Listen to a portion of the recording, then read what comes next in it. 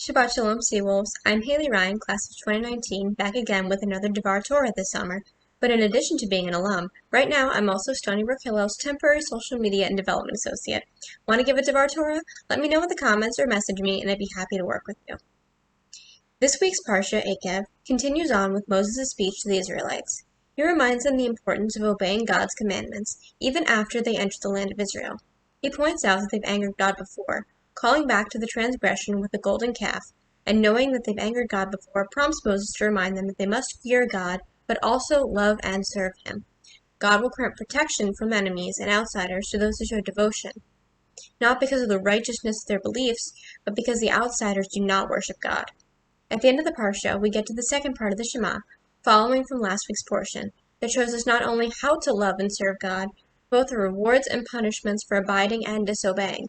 If God is loved and served, there will be rain and prosperous crops. If not, the benefits of the earth will not be reaped. So I'm seeing some themes and points that seem a little counterintuitive. We have to love and serve God, but also fear Him? How do you love and serve what you fear? Does that take away from the validity of the love and the devotion? Well, what does it mean to fear? The intrinsic sense of the word means that something scares us, the way we use fear in everyday life. That something overwhelms us to the point where we're afraid that we can't overcome it. The Israelites have seen God's wrath when they transgressed and built the golden calf. They are still given the chance to enter the land of Israel and fulfill their commandments and promises to God.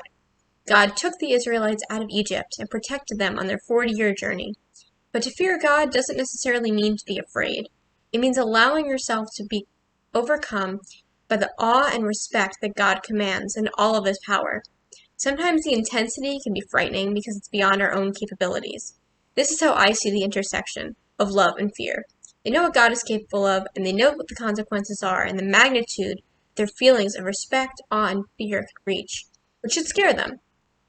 But their trust and faith in God, and God's trust and faith in them, allows them to move forward. There's a lot to fear right now, and maybe less so to trust when we're talking about the modern world.